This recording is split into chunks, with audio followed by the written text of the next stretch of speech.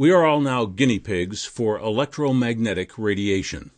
Corporations and government are now developing and perfecting a global smart grid in which each of us will be monitored and each of our slightest actions will be recorded and transmitted by billions of digital devices placed all around us in our homes and our communities.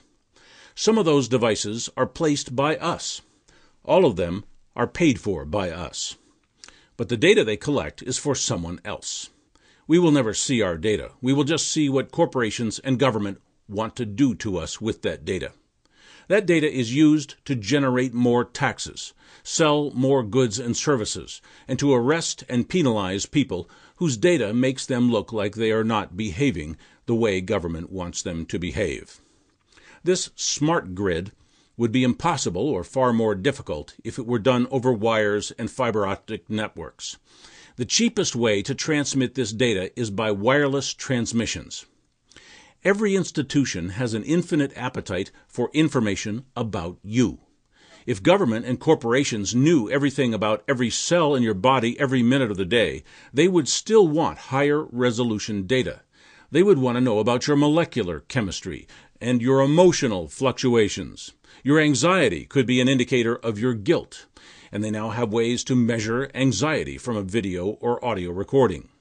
And they now can process and analyze all that data without human assistance. It is now to the point where no one has to search for information about you.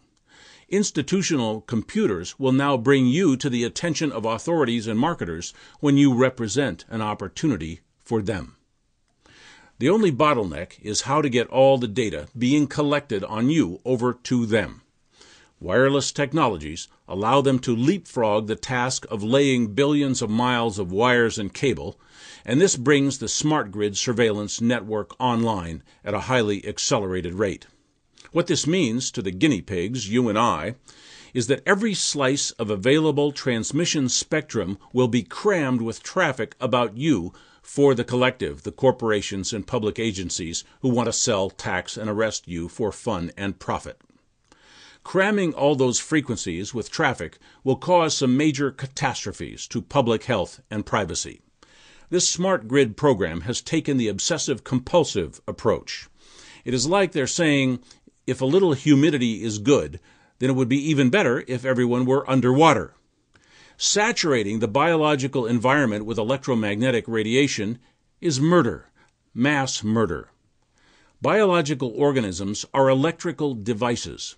Electromagnetic radiation induces electrical effects upon us. We are not designed to withstand massive bombardments of electrical induction, stimulation, and harmonic decomposition. Just as an opera singer can induce frequencies to shatter a wine glass, your cell phone, Wi-Fi computer, and smart meter induces shattering harmonics upon your body's cellular and molecular structures, your DNA. That is why electromagnetic radiation causes cancer, neurological disorders, birth defects, and a host of lesser symptoms.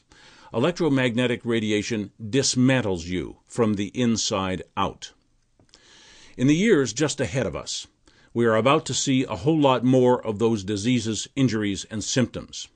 That is inevitable because we have already seen a whole lot more electromagnetic pollution of our living spaces.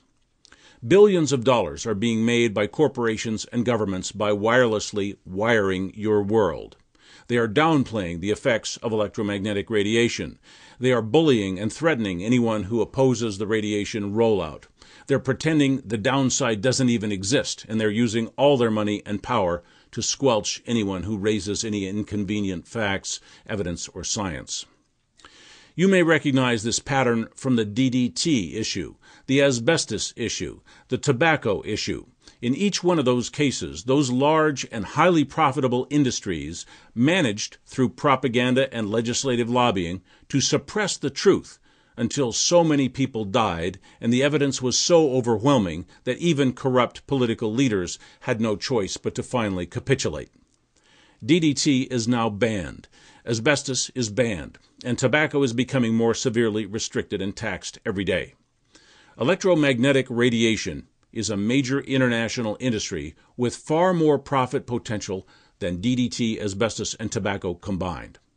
The wireless industries and tycoons are now suppressing information, attacking their opponents, spreading false and misleading information, investing billions in the rollout, and greasing the political wheels as they always do, and the political wheels are glad for the grease as they always are.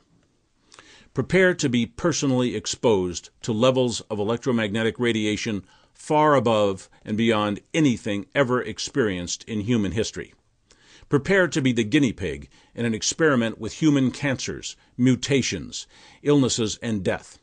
Prepare to suffer that until the evidence is so clear and obvious that there will be enough victims to force the corrupt officials and the criminal corporate perpetrators to capitulate to the mountain of evidence and tragic human stories. There is no science to show that a massive overdose of EMF on the human population will be safe and harmless. All information and common sense indicates just the opposite.